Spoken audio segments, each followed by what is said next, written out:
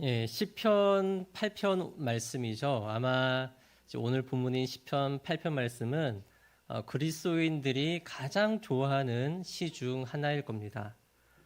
시의 내용이 상당히 은혜로운 것과 함께 시편 8편으로 만든 이 찬양 다 아시죠? 이 찬양 남녀노소가 가리지 않고 정말 많이 부르는, 지금도 가장 많이 사랑을 받는 노래 중에 하나인 게 또 결정적이지 아닌가 싶습니다. 시편 8편과 관련한 유명한 일화가 있습니다. 1969년 아폴로 11호가 달에 착륙하려고 할 때 나사에서 73개국의 정상들에게 축하의 메시지를 받았는데, 그것으로 이제 축하의 메시지를 동전 크기 정도 되는 아주 작은 디스크에 새겨서 달에 가져갔다고 합니다. 각국의 정상들은 인류의 업적과 또 평화, 번영, 또 인류애가 담긴 메시지를 전달을 했는데, 박정희 대통령도 메시지를 적어서 보냈다고 하더라고요. 이중 우리의 이목을 끄는 건 당시에 바티칸 교황이었던 바오로 6세가 인류의 평화를 기원하는 메시지와 함께 시편 8편을 적어서 달에 보냈다고 합니다. 아마 창조 세계가 펼쳐진 이 하나님의 영광을 드러내는 이 시편 8편이 달 착륙과 잘 어울린다고 생각하지 않았을까 싶습니다. 이 시간에는 많은 성도의 사랑을 받는 이 시편 8편 말씀을 살펴볼 텐데, 이미 우리가 잘 알고 있지만 그 위에 더 깊은 은혜를 주시기를 소망합니다. 시편을 공부할 때 가장 먼저 등장하는 것은 시의 장르입니다. 시의 장르는 단순히 시의 형식이라는 개념을 넘어서서 시인이 처한 상황과 또 시를 지은 목적을 드러내는 장치이기도 합니다. 또한 같은 말이라도 장르에 따라서 시의 내용을 다르게 해석할 수 있을 정도로 시의 장르를 정확하게 이해하고 시를 보는 게 상당히 중요합니다. 시편 8편은 찬양시로 분류하죠. 찬양시는 다른 장르에 비해서는 비교적 그 시의 내용을 직관적으로 해석하는 편인데, 찬양시는 인류가 존재하는 이유, 인간이 존재하는 이유가 무엇인가, 바로 하나님을 찬양하는 데 있는 것이다 라는 것을 인정하고, 어떤 이유와 상황에서든지 하나님을 찬양하고 예배해야 한다는 내용을 담고 있습니다. 시편 8편은 하늘과 땅에 충만한 하나님의 아름다운 영광을 찬양합니다. 특히 하나님께서 창조하신 이 세상을 바라보며 예배하는 듯한 모습을 보이고, 또 인간이라는 존재와 그 존재의 목적에 대해서 깊은 깨달음을 주는 시이기도 합니다. 1절에서 시인은 시를 시작하면서 하나님을 여호와 우리 주여라고 부릅니다. 시편에서 주라고 한다면 보통 하나님을 향해서 사용되는데, 주와 함께 아름다움, 영광이라는 단어를 사용하죠. 이 아름다움과 영광 또한 하나님의 왕권을 표현할 때 사용하는 단어입니다. 시인은 이 하나님이 어떠한 분이신가, 세상의 왕이신 주님이시다라고 선포하면서 시를 시작하는 것이죠. 또한 시인은 여호와라는 하나님의 이름을 부릅니다. 성경에서 이름이라고 한다면 그 사람의 성품, 또 인격을 상징하는데, 시인은 여호와라는 이름을 통해서 그 이름이 가진 선하심과 이 아름다움을 드러내고, 온 하늘에 주님의 이름, 이 주님의 이름의 영광과 위엄이 얼마나 가득한가, 이 세상에 펼쳐진 그 이름의 영광을 찬양하면서 여호와 우리 주님의 이름을 높여서 노래하고 있는 것이죠. 특히 시편 8편은 첫 절과 마지막 절이 똑같은 수미 쌍관 구조입니다. 시인은 주님의 이름이 온 땅과 하늘을 가득 덮는 그 찬란한 모습을 보면서 하나님의 아름다움을 계속해서 강조하고 싶은 그런 마음이 들었던 것 같습니다. 그런데 2절을 보시면 갑자기 주의 대적들, 원수들, 보복자들이 등장합니다. 시편을 보시면 이런 사람들이 등장하는 것은 상당히 자주 있는 일이죠. 자, 그런데 찬양시라는 장르에서는 이런 대적자들, 원수들, 보복자들이 거의 등장하지 않습니다. 거의 몇 편밖에 없습니다. 하나님의 아름다움과 영광이 온 세상을 덮는 이 경이로운 모습을 찬양하는데 이런 대적하는 모습이 나오는 게 어색하기 때문일 것 같습니다. 자, 그래서 여기에서 말하는 대적자들, 원수들과 보복자들은 하나님의 주권과 통치를 인정하지 않는 사람들, 주님의 아름답고 영광스러운 그 이름을 받아들이지 않는 사람들을 가리킵니다. 그리고 이 사람들은 당연히 주님을 찬양하지 않겠죠. 자, 그러면 시인은 누가 하나님을 찬양한다고 합니까? 어린 아이들과 젖먹이들입니다. 당시에 어린 아이와 젖먹이라고 한다면 사회적으로 가장 연약하고 보잘것없는 존재였습니다. 자, 그런데 시인은 하나님을 대적하는 힘과 권력이 있다고 하는 세상에서 가장 강하다고 하는 사람들이 가장 연약하고 가장 보잘것없는 이 사람들에 의해서 잠잠하게 된다고 말합니다. 이 부분에서 시인은 독특한 표현을 사용합니다. 하나님께서 어린 아이들과 젖먹이들의 입을 통해서 자신의 권능을 세우신다고 하죠. 여기에서 어린 아이들과 젖먹이들은 하나님을 믿는 사람들, 또 그분의 주인 되심을 인정하는 그런 사람들을 가리킵니다. 무슨 말인가 하면 그 입에 여호와의 이름을 두는 사람, 그 입으로 하나님을 부르짖으면서 기도하는 사람을 통해서 하나님께서 자기의 권능을 세우신다는 거예요. 그 결과 하나님을 인정하지 않는 사람들, 아무리 강하고 아무리 능력이 있다 하는 사람들도 그 입에 하나님의 이름을 두는 사람들을 통해서 그들의 입이 잠잠해진다는 겁니다. 잠잠하게 하신다, 이 말은 아무 말도 못하게 된다는 의미입니다. 쉽게 표현하면 세상을 쥐락펴락하는 사람들, 힘과 지식을 가졌다고 하는 그 최고의 엘리트들, 최고의 권력자들, 그런 권세자들이 어린아이들과 젖먹이들 같은 연약한 자들과 말싸움을 해서 진다는 거예요. 세상의 논리대로라고 한다면 힘과 명예와 지식이 있는 사람이 이겨야죠. 더 많은 돈을 가지고 있는 사람, 더 높은 지위를 가지고 있는 사람, 그 사람들이 더 인정을 받아야 하고, 더 깊은 지식을 가진 사람, 최고의 지식을 가진 사람, 그 사람의 말이 진리가 되어야 합니다.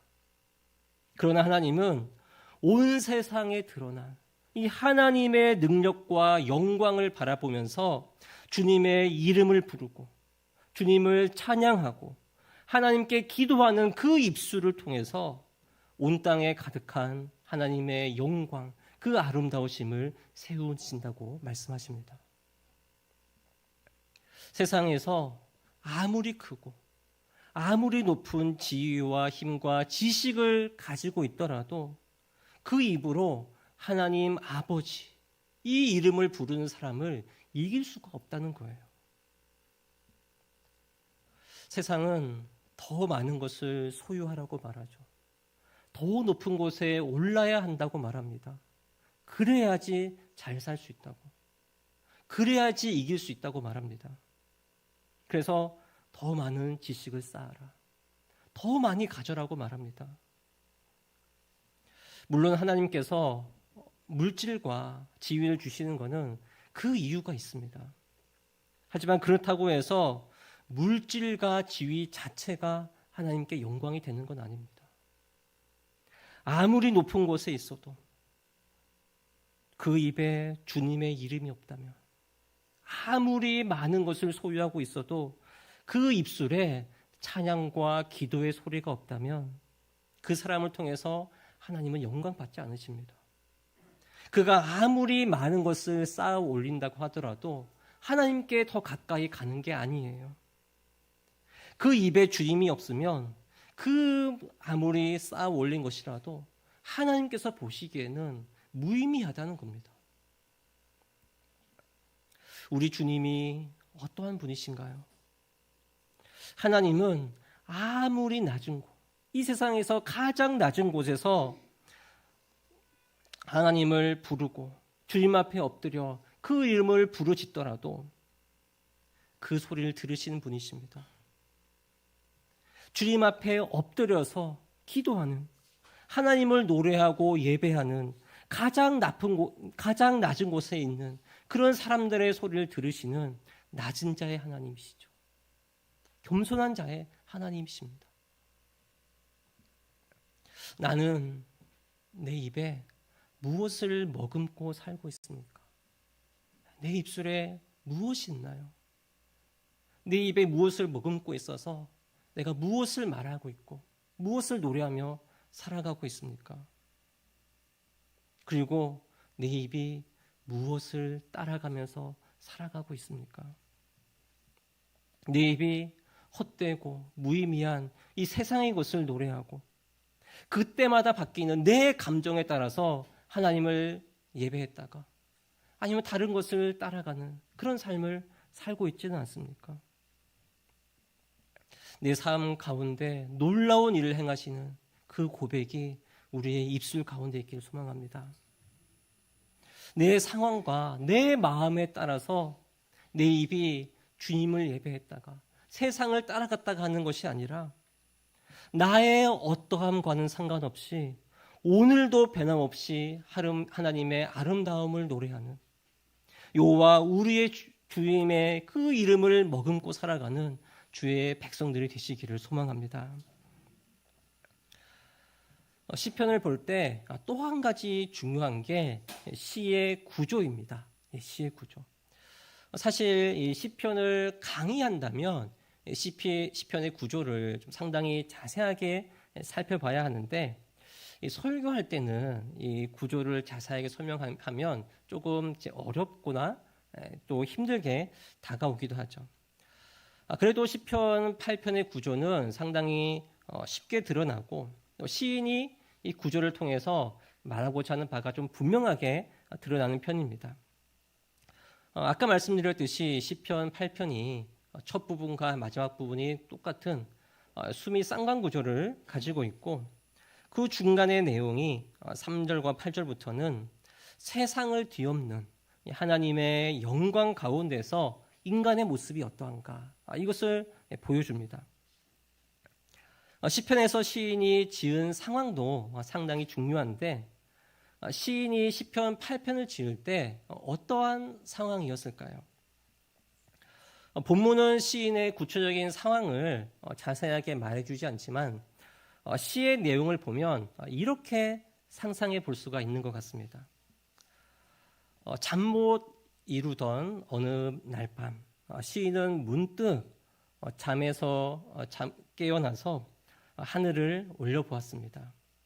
오늘따라 유독 하늘에 달과 별이 반짝이는 것 같았고 잠을 청할 겸 하늘에 펼쳐진 수많은 달과 별을 세어보기도 하면서 그 밤을 지내고 있었습니다. 그렇게 별을 하나씩 보니까 달은 어두운 하늘을 밝히려고 걸어놓은 밝은 등불처럼 보이기도 했고 별은 반짝이는 이 모래알을 다 하늘에 뿌려놓은 것 같이 반짝이는 그런 모습처럼 보였습니다. 그러다가 하나님께서 달과 별을 창조하실 때 어떠한 모습으로 창조하셨을까? 그런 생각이 문득 들었죠. 하나님께서 달과 별을 손가락으로 하나하나 찍으시면서 저 하늘을 화려하게 수놓는 모습을 상상해 보기도 했습니다. 시인은 달과 별을 예쁘게 그리시면서 흐뭇해하시는 아주 좋다라고 말씀하시는 그런 하나님의 모습을 보면서 그분께서 만드신 이 아름다운 모습이 마치 별 속에 그려지는 것처럼 그런 것을 그려보면서 아마 이 하늘을 바라봤지 않았을까 싶습니다. 시인이 끝을 알 수 없는 저 하늘을 바라보면서 수없이 펼쳐진 달과 별을 볼 때 인간의 개념으로는 다 이해할 수 없는 저 하늘을 바라보면서 자연의 웅장함을 느낍니다. 그리고 그때 문득 한 가지 질문이 떠오릅니다. 도대체 사람이란 어떤 존재입니까? 시인이 광활한 우주보다 더욱 높고 위대하신 창조주 하나님을 바라볼 때 동시에 인간이라는 존재가 얼마나 작고 미약한지를 보게 되었습니다. 무한하고 영원하신 이 하나님 앞에 선 인간을 보니 인간은 저 하늘에 펼쳐진 수많은 별들 그 가운데 아주 작은 점 하나일 뿐이구나. 이런 생각이 들었던 거예요. 시편 8편을 지은 이 다윗이 어떠한 사람이었습니까? 이 이스라엘의 왕이라는 정점에 올라선 사람이었습니다. 세상 누구보다도 가장 높은 곳에서 아래를 내려다보는 그런 사람이었습니다. 그런데 시인은 하나님 앞에서 인간이란 존재를 논하는 게 무의미하구나. 하나님이란 존재 앞에서 인간은 드넓은 우주 가운데 하나의 점이긴커녕은 그냥 눈에 보이지 않는 먼지 하나도 되지 않는구나. 이 사실을 깨달았던 것이죠. 시인은 그 자리에서 곧바로 엎드립니다. 높고 위대하신 하나님 앞에서 시인은 엎드리지 않을 수가 없었던 거예요. 그렇게 엎드려서 온 하늘에 충만한 하나님의 아름다운 영광을 찬양하지 않을 수가 없었습니다. 그렇게 하늘을 쳐다보지도 못하고 엎드려 하나님을 경배할 때 비로소 시인은 하나님께서 어떤 분이시고 인간이 어떠한 존재인지를 알게 되었습니다. 신학자 칼빈은 이렇게 말했습니다. 하나님을 알 때 인간을 알게 되고 인간을 알 때 하나님을 알게 된다. 인간이 하나님을 떠나고서는 인간이 자신의 존재를 이해하지 못할 정도로 내가 누구인지를 알 수 없다고 할 정도로 하나님에 대한 지식과 인간에 대한 지식이 연결되어 있습니다. 인간이 자신의 존재를 이해할 수 있는 유일한 방법은 하나님 앞에서는 나라는 존재가 아무것도 아니구나. 이것을 깨닫는 것이에요. 인간의 눈으로는 저 하늘의 별들을 다 셀 수가 없듯이 하나님은 인간이 다 헤아릴 수 없는, 다 측량할 수 없는 분이심을 깨달을 때 비로소 하나님의 높음을 알고 나의 낮음을 깨닫게 된다는 겁니다. 주기도문의 첫 문장이 무엇입니까? 하늘에 계신 하나님입니다. 하늘에 계신 하나님. 당시의 유대인들의 개념에서 이 하늘이라는 개념은 하나님께서 계신 무한하고 영원한 곳. 그래서 사람이 도저히 범접할 수 없는 하나님께서 계신 거룩한 공간이었습니다. 그래서 하나님께서 하늘에 계시다고 하는 것은 끝을 알 수 없을 정도로 하나님께서 초월해 계신 분이시다. 무한하고 영원한 하늘에서 세상을 다스리시고 통치하시는 분이시다. 이렇게 이해를 하고 있었죠. 그런데 하늘에 계신 우리 아버지요. 우리 아버지. 예수님은 하늘에 계신 하나님이 나의 아버지라고 가르쳐 주셨습니다. 인간이 범접할 수 없는 곳에서 영원히 무궁하게 계신 그 하나님 아버지께서 나와 가장 가까이에 계신 나의 아버지, 나와 늘 함께 하시는 나의 아버지라고 불러주신 거예요. 시인은 스스로에게 인간이란 무엇입니까? 라고 질문했고 시인은 인간은 아무것도 아니다라고 대답할 수밖에 없었습니다. 시인이 자신을 보니 너무나도 미약하고 유한하고 죽을 수밖에 없는 그런 존재였다는 거예요. 그런데 그렇게 엎드려서 하나님을 경배하면서 하나님과 인간의 이 존재의 본질에 대해서 생각할 때 시인의 마음에 따뜻한 온기가 느껴지는 물음표 하나가 새겨집니다. 헤아릴 수 없는 이 수많은 별 가운데 점 하나조차도 되지 않는 이런 인간이 도대체 무엇이길래 하나님께서 이렇게까지 생각해 주시고 돌봐 주시는 겁니까? 시인은 저 하늘에 펼쳐진 별들을 손가락으로 다 만드시기 전에도 하나님께서 이미 나를 창조하셨고 나를 품어주셨고 나를 생각해 주시고 돌봐주셨다는 것을 생각하게 된 겁니다. 고대 사회에서는 신들이 인간을 만들 목적은 신들을 위해서 노동하고 시중을 드는 그런 존재로밖에 생각하지 않았습니다. 신에게 인간은 신의 자신의 쾌락을 얻기 위한 그런 도구일 뿐이었어요. 그런데 시인은 여호와 우리 주님은 인간을 생각해 주시는 분이시고 인간을 돌봐주시는 분이시다라고 고백합니다. 하나님께서 인간을 기억하셔서 그 마음에 두고 계신다. 하나님께서 친히 찾아오셔서 따뜻하게 살펴주신다는 당시의 통념을 완전히 깨부수는 그런 고백을 하고 있는 겁니다. 하나님께서 오늘도 우리 한 사람 한 사람 나를 기억해 주시고 나를 돌봐주셨기 때문에 내가 살아있는 존재, 내가 죽지 않고 주님을 예배하는 존재로 설 수가 있는 겁니다. 영원부터 영원까지 이 하나님의 거룩하신 이름은 이미 온 우주에 가득했습니다. 어떠한 존재도 그분의 영광을 더하거나 더할 수가 없었고 하나님은 스스로 충만하신 영원하신 지존자이십니다. 그런데 하나님께서 인간을 통해서 아무것도 아닌 이 세상에 점조차도 되지 않는 이 인간을 통해서 하나님의 영광을 드러내고자 하세요. 인류 역사를 보더라도 나라는 존재 금방 잊혀지죠. 아마 몇십 년만 지나도 나를 기억하는 사람은 아무도 없을 겁니다. 금방 잊혀지는 이 역사의 그 줄기 속에서 한 점조차도 되지 못하는 이런 존재에 불과한데 그런 나를 하나님께서 영원 전부터 생각해 주시고 돌봐주셨다는 사실은 믿음이 아니고서는 우리가 생각할 수도 없고 그것을 받아들일 수도 없습니다. 하나님께서 이 사실을 믿는 믿음을 주신 이유가 무엇일까요?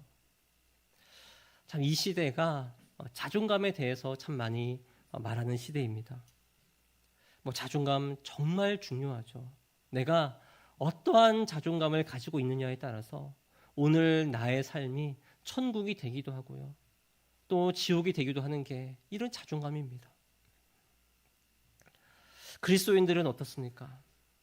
내가 하나님의 자녀로서 그분의 영원한 사랑 안에 있다는 이 사실이 우리의 자존감을 무너뜨리지 않고 굳건히 붙잡아 주고 있지 않습니까? 그러나 우리가 육신을 입고 있고 또 죄된 인간이기 때문에 모든 사람이 언제 어디서나 아주 건강한 자존감을 가지고 있는 건 아니에요. 그래서 우리가 무엇에 익숙하냐 하면 나를 낮추는 것, 자신을 낮추는 것에 너무 익숙해져 있습니다. 나를 낮추는 게 겸손이고 내가 낮아져야지 하나님을 볼 수 있다라고 생각하는 것이죠. 틀린 말은 아닙니다. 틀린 말은 아닌데 올바른 방향은 아닌 것 같아요. 시인은 자신이 깨달은 사람의 낮음을 올바른 방향으로 가져갑니다. 인간의 낮음과 나의 비천함을 통해서 하나님을 바라보고 하나님이 어떠한 분이신지를 바라보는 방향으로 나아갔기 때문입니다. 5절 보시면 하나님께서 인간을 자기보다 조금 못한 존재로 만드셨다고 합니다. 예전에는 감히 하나님보다 조금 낫다는 것을 불가능하게 여겨서 천사보다 조금 못하다고 번역하기도 했었는데, 시인은 인간이란 존재가 하나님보다 조금 못한 존재라고 고백합니다. 영화와 종기로 관을 씌우시는 것은 왕된 존재에게 하는 행동이었습니다.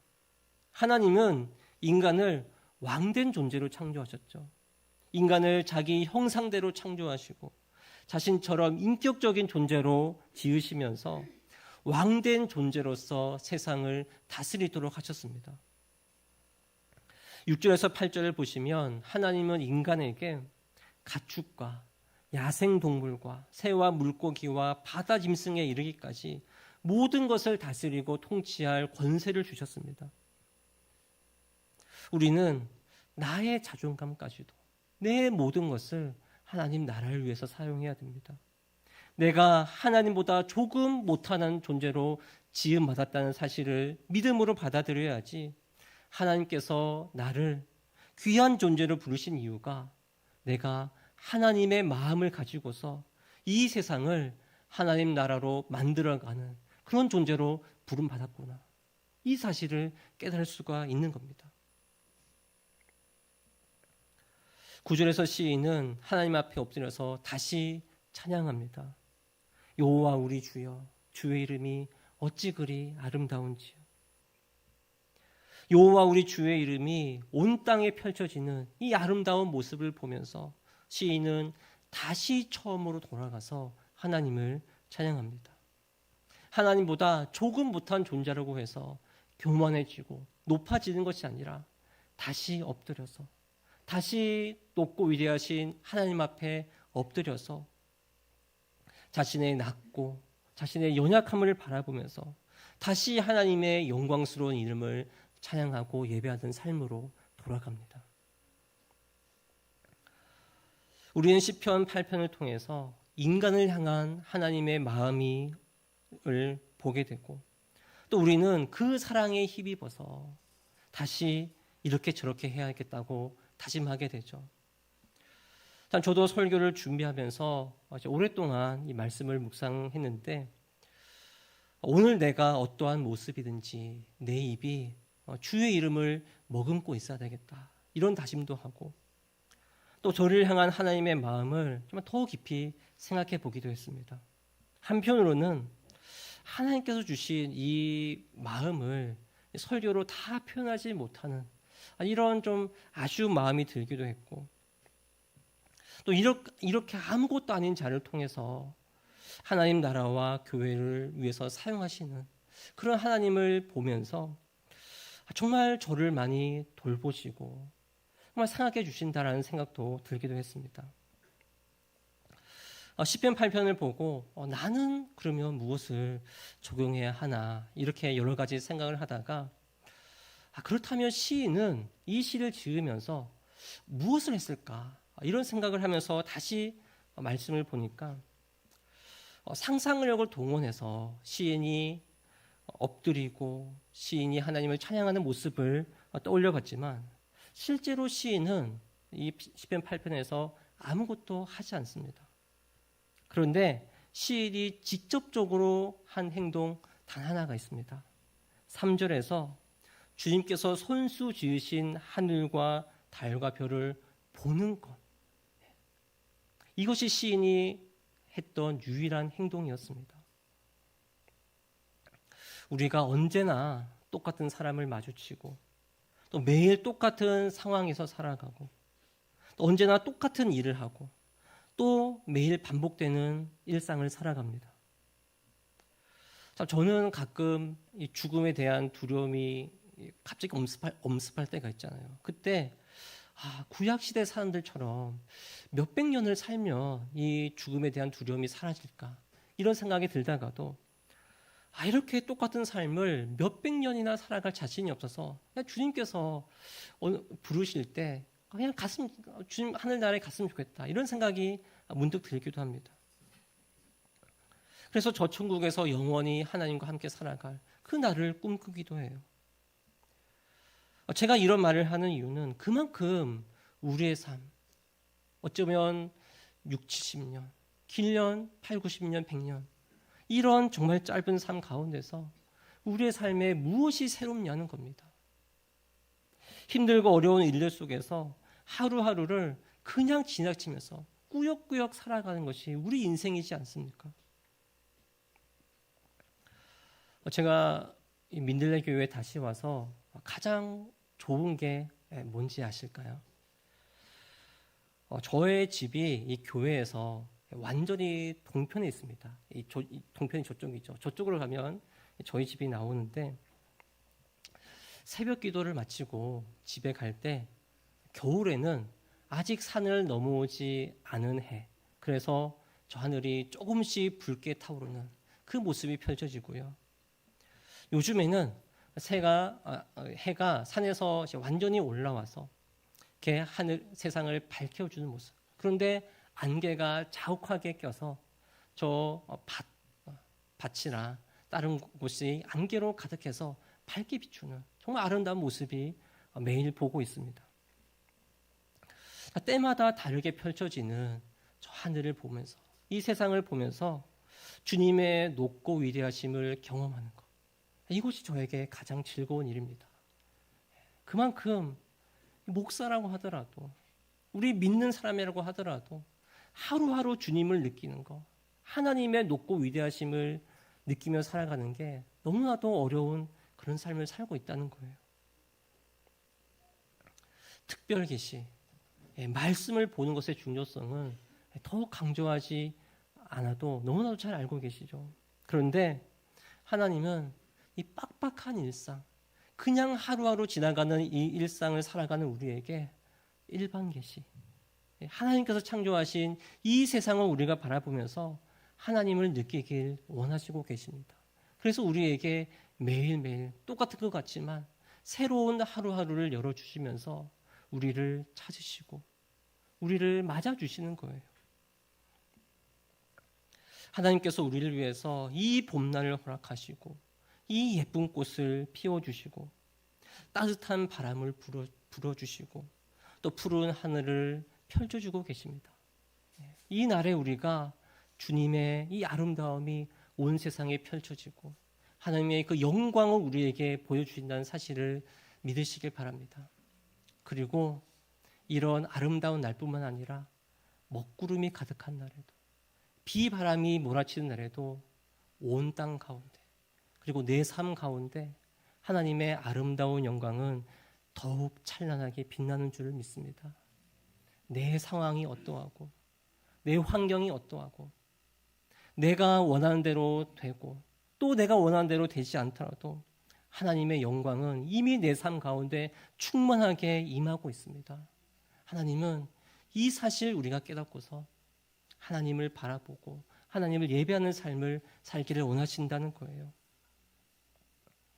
이 세상을 바라보면서 이 하나님의 아름다운 영광을 발견하고 깨닫고 누리는, 그렇게 해서 더욱더 우리의 인생이 하나님만을 찬양하고 하나님을 예배하고 하나님을 노래하는, 비록 하나의 점일 뿐이지만 우리를 통해서 영광 받으시는 이 여호와 하나님을 찬양하고 경배하는 복된 인생이 되시기를 주님의 이름으로 간절히 축복합니다.